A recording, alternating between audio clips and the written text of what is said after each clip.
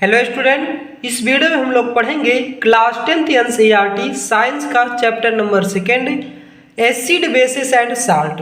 पूरे चैप्टर को हम लोग इसी वीडियो में कंप्लीट कर रहे होंगे। तो आइए स्टार्ट करते हैं बिना देरी किए हुए।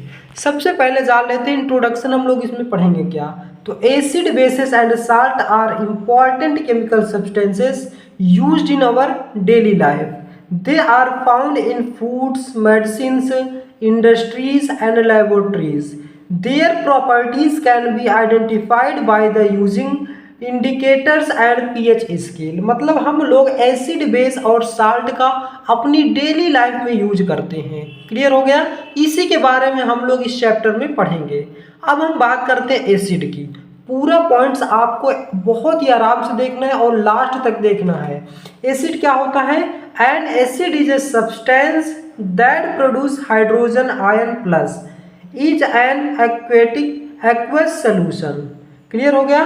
तो hydrochloric acid, sulphuric acid, nitric acid, acetic acid and citric acid, ये सभी किसके एग्जाम्पल हो जाते हैं? एसिड के हो जाते हैं। तो एसिड क्या होते हैं? जो स्वाद में आपके क्या होते हैं? खट्टे होते हैं। तो N acid substance that produces hydrogen ions, मतलब जो हाइड्रोजन प्लस आयन देते हैं। क्लियर हो गया। प्रॉपर्टीज की बात करें, सॉर इन टेस्ट जो स्वाद में खट्टे होते हैं। टर्न्स ब्लू लिटमस पेपर लर, मतलब ब्लू लिटमस पेपर को रेड कर देते हैं। Reacts with metal produce hydrogen gas has pH is less than 7। इसकी जो पीएच वैल्यू होती है 7 से कम होती है। क्लियर हो गया। तो एसिड आपने अच्छे से समझ लिया। अब बात करते हैं बेसिस। बेसिस क्या होते हैं? तो a base is a substance that produces hydrogen ion OH minus ion, मतलब जो OH माइनस आयन देते हैं उन्हें हम लोग क्या बोलते हैं? बेसिस बोलते हैं। इन एन एक्वस सोल्यूशन में। तो इसके एग्जाम्पल हो जाएगा sodium hydroxide, potassium hydroxide, calcium hydroxide, magnesium hydroxide, यानी कि जितने भी हाइड्रोक्साइड वाले हैं वो सभी किसके अंतर्गत आ रहे हैं? बेसिस के अंतर्गत। प्रॉपर्टीज की बात करें तो बीटर इन टेस्ट में ये कड़वे होते हैं। फील सॉफ्टी एंड टच, बहुत ही मतलब सॉफ्ट से मुलायम होते हैं, जैसे कि सॉफ्ट हो गया आपका। Turns red litmus paper blue, red litmus paper को किस में चेंज कर देता है? ब्लू कलर में चेंज कर देता है। और has pH is greater than 7, मतलब इसकी जो पीएच वैल्यू होती है 7 से बड़ी होती है। क्लियर हो गया। तो यहाँ पे हमने क्या पढ़ा? Acid release hydrogen plus ion where bases relative hydrogen minus ion in aqueous solution. Clear हो गया। और जो एसिड होता है उसकी पीएच वैल्यू 7 से कम होती है और जो बेस होता है उसकी पीएच वैल्यू 7 से ज़्यादा होती है। क्लियर हो गया। तो ये पॉइंट्स हम लोगों ने पढ़ लिया। एसिड बेस आपको अच्छे से समझ में आ गया होगा। अब हम बात करते हैं इंडिकेटर्स। इंडिकेटर्स क्या होते हैं? तो indicators are substance which show different colour in acidic and basic solution. मतलब इंडिकेटर्स ऐसे मतलब सूचक होते हैं जो क्या करते हैं? एसिड और बेस में अपने कलर को चेंज करते हैं। They help us to test whether the solution is an acidic और बेस, मतलब ये हमें टेस्ट करने में हेल्प करता है कि जो हमारा सोल्यूशन है एसिडिक नेचर का है कि बेसिक नेचर का है। क्लियर हो गया। एक पॉइंट से आपको याद रखना है। जैसे कि अब बात करते हैं सिंथेटिक एसिड इंडिकेटर। इंडिकेटर सभी आपके 2-3 टाइप के हो जाते हैं। सिंथेटिक हो गया, जैसे कि नेचुरल हो गया, ऑल फैक्ट्री इंडिकेटर्स, ये सभी हो गए। तो these indicators are prepared by laboratory, मतलब जो सिंथेटिक इंडिकेटर्स होता है ये प्रयोगशाला में की जाती है, इसको हम लोग घर पे नहीं करते। जैसे कि इंडिकेटर्स की बात करें, लिटमस क्या कर देता है? एसिड में इसकी पीएच वैल्यू, एसिड में क्या होता है? रेड होता है, और बेस में कौन सा कलर हो जाता है? ब्लू हो जाता है, और न्यूट्रल में कौन सा कलर रहता है? पर्पल। क्लियर हो गया। तो ये आपको याद रखना है। जैसे कि फिनोप्थलीन है, कलरलेस रहता है एसिड में, और बेस में क्या हो जाता है? पिंक हो जाता है, और न्यूट्रल में क्या रहता है? कलरलेस रहता है। क्लियर हो गया। मिथाइल ऑरेंज की बात करें तो रेड होता है एसिड में, और बेस में येलो होता है, और कलर इन न्यूट्रल ऑरेंज हो जाता है। क्लियर हो गया। मिथाइल रेड की बात करें तो रेड होता है एसिड में, बेस में येलो होता है, और कलर न्यूट्रल में क्या हो जाता है? ऑरेंज हो जाता है। इसी प्रकार से ये आपको पॉइंट्स याद रखने हैं। बस आपको डायरेक्ट याद रखने हैं कि लिटमस जो होता है एसिड में रेड होता है और बेस में ब्लू हो जाता है। क्लियर हो गया। तो सिंथेटिक इंडिकेटर आपको समझ में आ गया, मतलब ऐसे इंडिकेटर जो कि मतलब लेबोरेटरी में प्रयोग किए जाते हैं उसे हम सिंथेटिक इंडिकेटर बोलते हैं। फिर आ जाता है नेचुरल इंडिकेटर, मतलब जो हम लोग घरों में भी कर सकते हैं बहुत ही आसानी से। जैसे कि एग्जाम्पल इसके देख लीजिए, these indicators obtained from natural resources like plants, flower, fruit, vegetables आदि। मतलब ये जो नेचुरल, नाम से नेचुरल मतलब प्राकृतिक, जो प्रकृति की बनाई चीजें, फूल, पेड़ पौधे, फल, इन सभी से इसका मतलब परीक्षण किया जाता है। तो जैसे चाइना रोज हो गया, ये एसिड में रेड होता है और बेस में ग्रीन हो जाता है, और चाइना रोज फ्लावर जैसे कि आपको हो गया। फिर अब बात करते हैं टर्मरिक की, एसिड में येलो होता है और कलर मतलब बेस में रेडिश ब्राउन हो जाता है। फिर बात करते हैं रेड कैबेज, ये बहुत इंपॉर्टेंट है, यहीं से क्वेश्चन पूछे जाने की पॉसिबिलिटी है। रेड कैबेज की बात करें तो कलर एसिड में रेड होता है, बेस में ग्रीन हो जाता है। और बीट रूट की बात करें तो रेड होता है एसिड में और बेस में येलो हो जाता है। ग्रेप्स की बात करें तो एसिड में नो चेंज, बेस में ग्रीन हो जाता है। तो क्लियर हो गया। तो ये पॉइंट्स आपको बस इसी तरह से याद रखना है। जैसे कि यहाँ पर लिखा हुआ indicators do not change the natural of the solution, nature of the solution, मतलब जो इंडिकेटर्स होते हैं वो नेचर ऑफ सोल्यूशन को चेंज नहीं करते हैं। They only show colour change in acidic and basic, वे केवल कलर चेंज कर देते हैं एसिडिक या बेसिक में। Synthetic indicators are more accurate and given clear result, जो सिंथेटिक इंडिकेटर होता है वो सबसे ज़्यादा एक्यूरेट होता है और क्लियर रिजल्ट देता है। Natural indicators are safe, cheap and easily available, जो नेचुरल इंडिकेटर है बहुत इजीली होते हैं। भाई नेचुरल हल्दी आपके घरों में यूज की जाती है, गोभी आपके घरों में यूज की जाती है, बीट रूट आपके घरों में यूज हो जाती है, ग्रेप्स भी आप लोग घरों में यूज कर लेते हैं। तो ये सभी बहुत ही आसानी से आप लोग अपने से मतलब प्रैक्टिस कर सकते हैं। क्लियर हो गया। तो ये पॉइंट्स आपको समझ में आ गया होगा। अब हम बात करते हैं पीएच स्केल की, very most important question. The pH scale was introduced by Danish chemist Soren Peder या लर्निस। यहाँ पे आप डायरेक्ट याद रखेंगे, क्या याद रखेंगे नाम, सोरेंसन आप याद रखेंगे डायरेक्ट शॉर्ट फॉर्म में। He developed the pH scale the measure the acidity and basicity of the solution, मतलब जो आप सिंपली आपकी डिफिनीशन जल्दी नहीं पूछी जाती, फिर भी आप ऐसे याद रखिए जो पीएच स्केल है ये हमारे एसिडिटी यानी कि एसिड और बेस को मेजर करने का काम करता है। क्लियर हो गया। The pH scale is used to measure the acidity and basicity of the solution. The pH value range 0 से 14, इसकी रेंज होती है 0 से 15। ये पॉइंट्स आपको याद रखना है। The lower pH stronger acid, जो लोअर पीएच होता है जैसे कि ये हो गया लोअर पीएच है तो ये बहुत स्ट्रांग एसिड होता है। फिर कह रहा है हायर पीएच एसिड बेस मतलब वीक एसिड, ये हमारा वीक एसिड होता है। फिर 7 हमारा क्या हो जाता है, न्यूट्रल हो जाता है।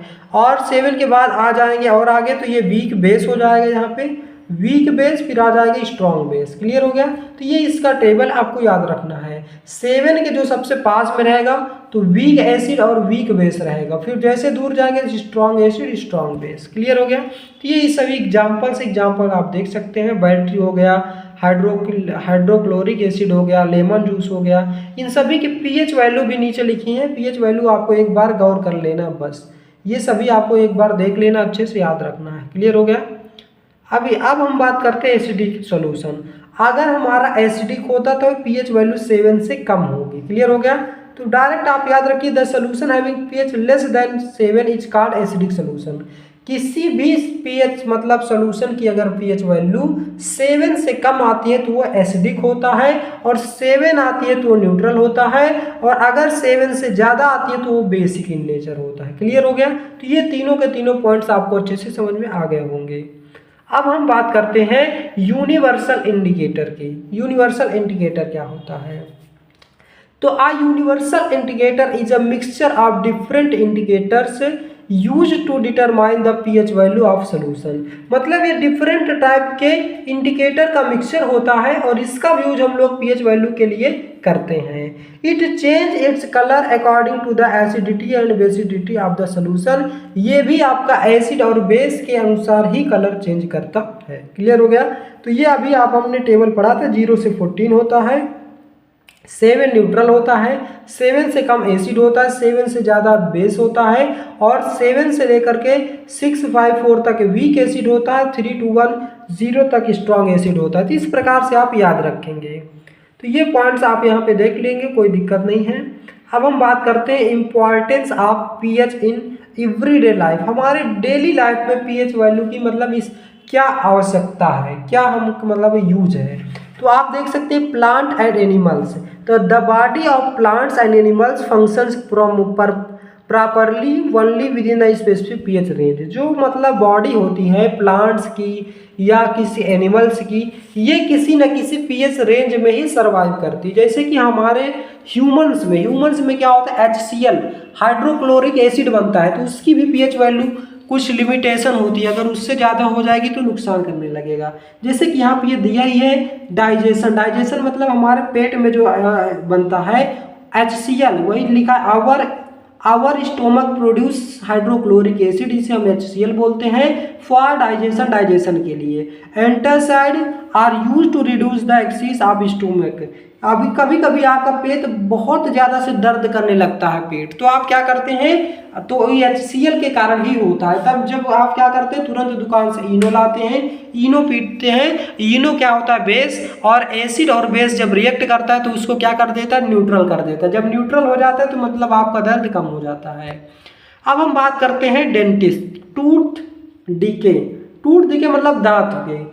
Tooth decay starts when the pH in mouth falls below 5.5। अगर 5.5 से पीएच नीचे हो जाए तो क्या होगा, दांत टूटने शुरू हो जाएंगे। Toothpaste is basic in nature and helps in the preventing tooth decay. इसीलिए जो टूथपेस्ट हो जाते हैं वे बेसिक नेचर के बनाए जाते हैं। क्लियर हो गया। सेल्फ डिफेंस बाय एनिमल्स में भी, इनमें भी कुल एसिड पाया जाता है। तो the sting of honey bee and ant contains an acid which caused pain while the sitting on a wasp is basic in nature। मतलब ये क्या होते हैं, जो आंट होती है या बी हनीज होती है, जो ये क्या करते हैं, इनके में भी डंक मारते हैं तो इनमें एसिड पाया जाता है, तो दर्द होने लगता है। क्या करते हैं, बेसिक सोल्यूशन के यूज कर लेते हैं तो न्यूट्रल हो जाता है। और सॉइल पीएच यानी कि मिट्टी का भी पीएच होता है। कुछ फसलों के लिए पीएच वैल्यू देख के ही मतलब फसल उगाई जाती है। तो plants grow best in suitable pH soil. अगर सुटेबल पीएच सॉइल है तो प्लांट्स ग्रो करेगा। For and live acidic soil and increase pH and organic matter basic in the decrease pH. कभी कभी हम लोग देखते हैं खाद का यूज करते हैं तो ये क्या करता है, पीएच एसिड को क्या करता है, डिक्रीज कर देता है। क्लियर। इसी प्रकार से मतलब जो पीएच वैल्यू होती है वो हमारे डेली लाइफ में बहुत इंपॉर्टेंट होती है। अब बात करते हैं कंसंट्रेटेड एसिड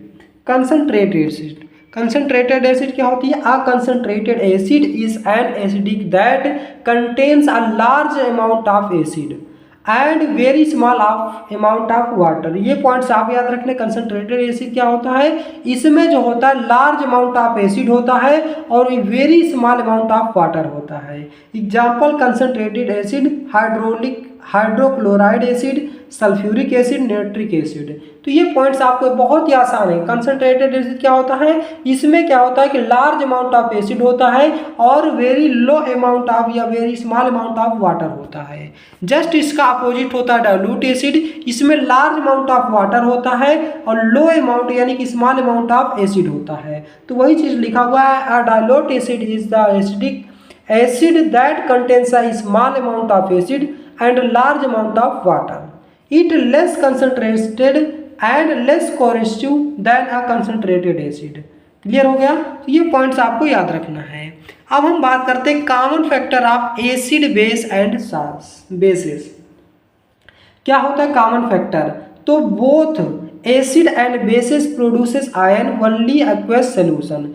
जो मतलब एसिड और बेस होता है वो दोनों ही एक्वस सोल्यूशन में ही अपने आयन चेंज करते हैं। जैसे कि ये वाटर में एसिड में प्लस आयन दे देता है, इन वाटर बेसिस में ON माइनस आयन देता है। तो दोनों ही एक्वस सोल्यूशन में ही अपने आयन चेंज करते हैं। तो water helps them the dissociated into the ions which show their in chemical properties. ये हमें क्या करते हैं, केमिकल प्रॉपर्टीज को दिखाते हैं। तो ये आपको एग्जांपल यहाँ पे ले लेना है, HCl + H2O H3O+। ये base in nature, acid in water और बेस इन वाटर। ये एग्जांपल्स आप लिख लेंगे। फिर therefore water is a common factor of that allow acid base and to their property. Water मतलब कॉमन फैक्टर हो जाता है दोनों के लिए। क्लियर हो गया। अब हम बात करते हैं common salt, raw material for chemicals. क्या होता है कॉमन साल्ट? जो हम लोग घरों पे यूज करते हैं, इसी को हम लोग क्या बोलते हैं? सोडियम क्लोराइड बोलते हैं। इसका फार्मूला हो जाता है NaCl। ये फार्मूला आपको याद रखना है, सोडियम क्लोराइड। तो common salt obtained by from sea mines is raw material for the manufacture of some important chemicals such as chlorine, hydrogen, sodium hydroxide, baking soda, washing soda और bleaching powder. ये सभी chemical formula आप याद रखते हैं sodium chloride के NaCl होता है। ये होता है नमक का फार्मूला। अब बात करते हैं प्रोडक्शन ऑफ कॉमन साल्ट। ये बनाया कैसा जाता है? ये जो आप देख रहे हो क्यारी, इसी प्रकार समुद्र में इस प्रकार की क्यारी बनाई दी जाती है और फिर समुद्र का पानी इकट्ठा होकर के जमाया जाता है उसे, और फिर इसी प्रकार से नमक बनाया जाता है। वही चीज़ यहाँ पे लिखा है, sea water contains about 4% of common salt dissolve in it. The sea water is collected in the shallow pits near the seashore and allowed to evaporate. Evaporate हो जाता है और यहीं पे क्या बनता है? वाटर, मतलब salt. When it leaves behind the crowd common salt, the crowd salt contains some amount of other dissolved salt in scent. मतलब रेत के जैसे कि रेत होता है, इसी तरह मतलब क्या किया जाता है? रेत में ही उसके बनाए जाते हैं छोटी छोटी क्यारी। उसी क्यारी में पानी आता है, भर जाता है, फिर वो जम जाता है, आपका नमक का रूप लेता है। It is purified and crystallization and then put into the number of uses. मतलब क्या करते हैं? इसे क्रिस्टलाइज करते हैं, प्योरीफाई कर लेते हैं, उसके बाद हम लोग क्या करते हैं? इसको यूज करते हैं। Deposits of soil common salt are also found in several parts of the world. ये पॉइंट्स आपको यहाँ पे लिखना है। ये इसी प्रकार के चट्टान के रूप में इकट्ठा कर लेते हैं, फिर मतलब प्योरीफाई करने के बाद फिर क्या करते हैं? इसका यूज करते हैं। क्लियर? तो यहाँ से 2-3 पॉइंट्स आप लिख लेंगे। मतलब मेन चीज़ पॉइंट आप समझ लिए हैं कि समुद्र के पानी को इस प्रकार से क्यारी बना करके क्या कर दिया जाता है? इकट्ठा कर लिया जाता है, फिर उसे मतलब प्योरीफाई करके यूज करते हैं। क्लियर हो गया? अब हम बात करते हैं sodium hydroxide chloral and chlor alkali process. Sodium hydroxide is manufactured by electrolysis of brine, concentrated aqueous solution of sodium chloride in a cell called Kohler alkali cell. Clear? और यहाँ पे लिखा हुआ पॉइंट बहुत ज़्यादा इंपॉर्टेंट नहीं है, लेकिन पढ़ लेते हैं। A rectangular tank is taken the inner side of the tank and lined with asbestos diaphragm of separator। अभी हम लोग का मतलब इस हेडिंग के बाद जो हेडिंग्स मिलेंगी वो सभी के सभी वेरी मोस्ट इंपॉर्टेंट है। तो इसको आप ऐसे देख लीजिए, a carbon electrode is use to anode and is connected the positive terminal of the power source. मतलब जो इसका जो पॉजिटिव टर्मिनल होता है वो पावर सोर्स, यहाँ पे देख लेते पावर सोर्स है, यहाँ पे पॉजिटिव टर्मिनल से जुड़ा होता है, और बस आपको इसी में समझ लीजिए। और जो कैथोड होता है, जो कैथोड मेटल होता है, वो डीसी के मतलब निगेटिव मतलब सोर्स से ऐड होता है। क्लियर हो गया? यहाँ पे ये क्लोरीन गैस हो गया, ये एब्सेंस डायफ्राम हो गया, ये हो गया आपका ब्राइन। तो ये सोडियम बनाने की मतलब कुछ प्रोसेस है ये ऐसे। आप मेटल इलेक्ट्रोड्स यूज्ड आ कैथोड, वही चीज़ यहाँ पे लिखा हुआ है, बस इसको आप ऐसे रीडिंग कर लेंगे बस। वर्किंग आप ये उसका वर्किंग हो गया, कैसे मतलब वर्क करता है ये आप नोट डाउन कर लेंगे। अब हम बात करते हैं यूजेज ऑफ हाइड्रोजन। यहाँ से आपका इम्पॉर्टेंट हो जाता है इस साइड। अब इसके बाद जितने भी हेडिंग्स है उसको आपको स्किप नहीं करना है, बहुत ही अच्छे से ध्यान से लिखना है और तैयार कर लेना है एग्जाम के लिए। Uses of hydrogen, uses in the manufacture of ammonia, used in the hydrogen of vegetables oils. Vegetables oil का यूज करते हैं। Used in a clean fuels को क्लीन करने के लिए हाइड्रोजन का यूज करते हैं। Used in manufacture of hydrochloric acid के मैन्युफैक्चर के लिए भी इसका यूज करते हैं, हाइड्रोजन का यूज करते हैं। तो ये पॉइंट्स आपको क्लियर हो गया। अब हम बात करते हैं यूजेज ऑफ क्लोरीन का यूज करते हैं। Used in purification of drinking water, किसी पानी को पीने के लिए, शुद्ध करने के लिए उसे क्लोरीन का यूज करते हैं। Used in manufacture of bleaching powder, manufacture of bleaching powder बनाने के लिए भी इसका यूज करते हैं। और मैन्युफैक्चर ऑफ पीवीसी इस तरह के पाइप बनाने के लिए भी इसका क्लोरीन का यूज करते हैं। और मैन्युफैक्चर ऑफ पेस्टिसाइड, मतलब पेस्टिसाइड के लिए भी इसका यूज कर देते हैं। तो मतलब ये कुछ पॉइंट्स है जिसमें क्लोरीन का यूज करते हैं। पीवीसी पाइप के लिए यूज कर देते हैं और ब्लीचिंग पाउडर बनाने में यूज करते हैं, प्यूरिफाइंग ऑफ ड्रिंकिंग वाटर के लिए यूज करते हैं। Usage of sodium hydroxide, sodium hydroxide manufacture of soap and detergent, साबुन और डिटर्जेंट मतलब ये सभी बनाने के लिए यूज करते हैं। और use in paper industry, paper industry में सोडियम हाइड्रोक्साइड का यूज करते हैं। Use in manufacture of artificial fibres, artificial fibres बनाने के लिए भी इसका यूज करते हैं। Use in manufacture of dyes and bleaching agents, bleaching agents बनाने के लिए करते हैं। तो ये पॉइंट्स बहुत छोटे छोटे, बहुत ही आसान है, लैंग्वेज में है, तो आप बहुत ही आराम से याद कर पाएंगे। अब हम बात करते हैं ब्लीचिंग पाउडर। यहाँ से आपको एक एक पॉइंट आपको ध्यान देखना है। ब्लीचिंग पाउडर क्या हो जाती है? तो bleaching powder is a chemical compound, it chemicals name is calcium hydroxide. Bleaching powder एक क्या है? केमिकल कंपाउंड है जिसका केमिकल नेम कैल्शियम हाइड्रोक्साइड है। इसका फार्मूला CaOCl2 है। फार्मूला तो आपको याद ही रखना है। प्रिपरेशन कैसे किया जाता है? It is prepared by the action of chlorine gas, dry slaked lime, calcium hydroxide. अभी हमने पढ़ा था कि जो ब्लीचिंग पाउडर है, अभी हमने क्या पढ़ा था कि जो क्लोरीन गैस है ब्लीचिंग पाउडर बनाने के लिए हेल्प की जाती है। तो वही चीज़ यहाँ पे लिखा हुआ है, dry slaked lime calcium hydroxide. ये सूखा ड्राई कैल्शियम ऑक्साइड है। ये इसका यूज मतलब करते हैं, इससे मतलब बनाने क्लोरीन गैस का यूज करते हैं। तो ये फार्मूला आप याद रखेंगे, CaOCl2, कैल्शियम ऑक्सीक्लोराइड। ये पॉइंट्स आपको याद रखना है। ब्लीचिंग पाउडर एक प्रकार का केमिकल कंपाउंड है जिसका केमिकल नेम कैल्शियम ऑक्सीक्लोराइड होता है और इसका फार्मूला CaOCl2 होता है। इतनी बातें आपको यहाँ से याद रखनी है। प्रॉपर्टीज ऑफ ब्लीचिंग पाउडर की, it is white slightly grease white powder, एक प्रकार का पाउडर होता है ये। It has strong smell of chlorine, strong smell of chlorine, इसमें मिलती क्लोरीन की सुगंध आती क्योंकि क्लोरीन से ही मिलकर बनाई जाती है। It is sparingly soluble in water, ये पानी में घुलनशील होती है। It decompose of exposure the moisture air and sunlight when it reacts acid and react chlorine gas, जब मतलब एसिड में रिएक्ट करती है तो क्लोरीन गैस निकलती है। अब बात करते हैं यूजेज ऑफ ब्लीचिंग पाउडर। इसका यूज किस लिए करते हैं? It is use to bleaching of cotton and linen in the textile industry, textile industry में इसका यूज करते हैं। It is use to sterilise drinking water में इसका यूज करते हैं। और डिस्टिंक्ट ऑफ किल्स जर्म्स, कीटाणुओं को मारने के लिए यूज करते हैं। Manufacture in chloroform chlorine lime, chloroform बनाने के लिए और क्लोरिन लाइम बनाने के लिए और अदर्स केमिकल बनाने के लिए भी इसका यूज करते हैं। क्लियर हो गया? अब बात करते हैं बेकिंग सोडा, जिसे आप खाने वाला सोडा बोलते हैं, जो घरों में हम यूज करते हैं।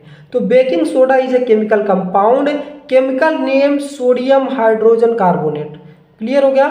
सोडियम हाइड्रोजन कार्बोनेट इसका केमिकल नेम है। फार्मूला आपको याद रखना है, NaHCO3। क्लियर? यहाँ से ये preparation, it is prepared by the action of carbon dioxide gas, carbon dioxide gas के मतलब के द्वारा प्रिपेयर की जाती है on a cold and concentrated solution carbonate. ये इक्वेशन आपको लिखनी है एग्जाम में। क्लियर हो गया? ये सभी में लिखनी है। और फिर बात करते हैं प्रॉपर्टीज ऑफ बेकिंग सोडा की। तो it is a white crystal powder होता है। It is odourless, it has safety taste, salty taste, it is a soluble in water, it is slightly basic in nature, मतलब basic nature होता है, पानी में घुलनशील होता है और ये पाउडर टाइप का होता है और मतलब साल्टी टेस्ट होता है, इसका टेस्ट करने पर साल्टी आती है। ये सभी पॉइंट्स आपको याद रखने हैं। यूजेज आपको याद रखना है। Uses of baking soda, baking का सोडा आपका यूज क्या करते हैं? ब्रेड बनाने में, केक्स बनाने में, ये सभी बनाने के लिए इसका यूज करते हैं। और एंटी एसिड के रूप में भी इसका यूज करते हैं। It is an anti acid to get relief from acidity, acidity से मतलब रिलीफ कर देता है।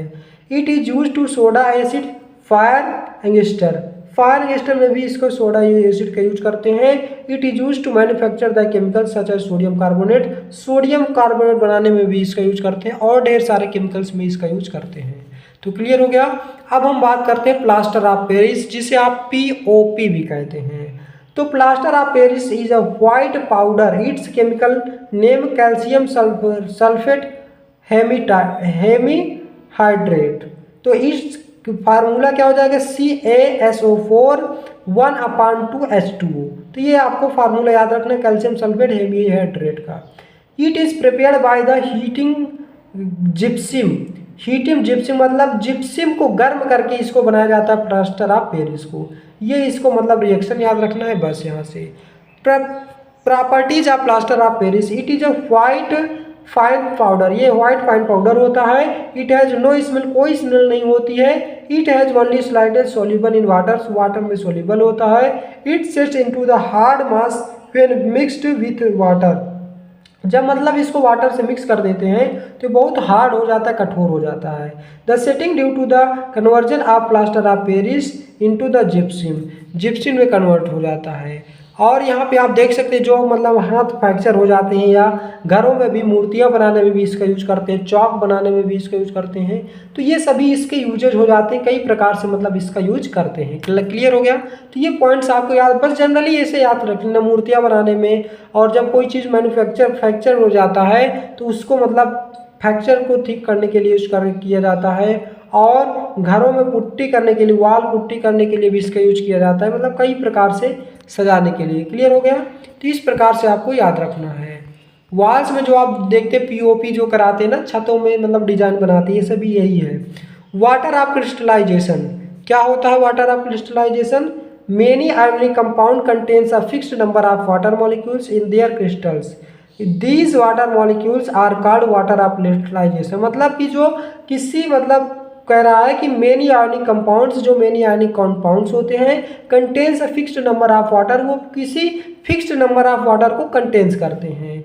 These water molecules are called water of crystallisation, इसी जो ये मतलब कंटेन्स करते हैं वाटर को, इसी को हम लोग वाटर ऑफ क्रिस्टलाइजेशन बोलते हैं। क्लियर हो गया? तो ये आपको इसको फॉर्मेशन याद रखना है। Water of crystallization is present in the crystal when the compound is crystallized from it aqueous solution में। ये रिएक्शन जो इस तरह के हैं उसको आपको जरूर लिखना एग्जाम में, इसी के नंबर आपको वहाँ पे ज़्यादा तक मिलेंगे। Removal water in crystallization, crystallization में से कैसे वाटर को रिमूव करते हैं ये प्रोसेस दी गई है। Water of crystallization can be remove by heating the crystal of compound, जब आप क्रिस्टल ऑफ कंपाउंड को हीट करते हैं तो यहाँ से क्या होता है, वाटर जो होता है वाटर वेपर बन करके उड़ जाता है। क्लियर हो गया? इंपॉर्टेंट यूजेज, इसका यूज क्या होता है? Water is crystallize help to indicate the compound, crystallize को मतलब इंडिकेट करता है। It affect the physical properties a compound such a colour of solubility, colour of solubility होता है। It is use to prepare the certain compounds in the laboratory, बहुत मतलब certain compound होता है इसमें लेबोरेटरी में यूज करते हैं। हीटिंग यूज बाय मतलब हीटिंग यूज के द्वारा क्या करते हैं, इसको वाटर वेपर में कन्वर्ट करके अलग कर सकते हैं। क्लियर हो गया? तो दोस्तों ये था हमारा most important chapter, chapter number 2 acid base and salt. यहाँ से सबसे महत्वपूर्ण क्या हो जाता है अब वो बता देते हैं। आपको नोट्स जो बनानी है एसिड का बनानी है, बेस का बनानी है यहाँ से, और इंडिकेटर्स का बनानी है। इंडिकेटर्स का आपको पीएच स्केल का बनानी है और यूनिवर्सल इंडिकेटर की बनानी है। मतलब यहाँ तक तो अभी आपको सभी बनानी है। कॉन्सेंट्रेटेड एसिड को आप ऐसे ही समझ लेंगे बस, इसमें लार्ज एसिड होता है, स्मॉल अमाउंट वाटर होता है, डोल्यूट में लार्ज वाटर होता है, स्मॉल एसिड होता है। और फिर आप ऐसे आएंगे नीचे तो इसको भी आपको नोट्स नहीं बनानी है, आपको यहाँ से केवल फार्मूला याद रखना है बस, सोडियम क्लोराइड के NaCl। क्लियर हो गया? ये तो आप प्रोसेस है, आप एक बार देख लेंगे। फिर नोट्स जो बनानी है इसको भी नहीं बनाना है आपको नोट्स में, आपको नोट्स यहाँ से बनानी, यहाँ से आपको पूरी की पूरी नोट्स बनाते चले आना है इधर। ये सभी के सभी मोस्ट इंपॉर्टेंट है, इसके फार्मूला, इसके प्रॉपर्टी, इसके यूजेज, ये सभी आपको पढ़ लेना है। तो दोस्तों इसी के साथ ये chapter number 2 acid base salt आपको कंप्लीट होता है। वीडियो आपको कैसा लगा इसका जवाब आप हमें कमेंट बॉक्स में देंगे। यदि आप हमारे चैनल पे नए हैं तो चैनल को सब्सक्राइब करें, वीडियो को लाइक करें और ज़्यादा से ज़्यादा शेयर करें। दोस्तों बहुत ही कम समय में आपका एक चैप्टर कंप्लीट होता है। यहाँ बहुत ही हम लोग क्या करते हैं, स्पीड से करते हैं, बहुत ज़्यादा फालतू बात नहीं करते हैं। तो आप नोट्स बनाने के लिए सबसे बेस्ट प्लेटफॉर्म, और जैसे ही सभी नोट्स यानी कि सभी चैप्टर्स कवर हो जाएंगे और आप रिवीजन करते रहेंगे, उसके बाद हम लोग प्रीवियस ईयर क्वेश्चन की सीरीज चालू करेंगे। तो आज का वीडियो बस यहीं तक। वीडियो अगर अच्छा लगा हो तो वीडियो को लाइक, शेयर और चैनल को सब्सक्राइब जरूर करें। जय हिंद, जय भारत।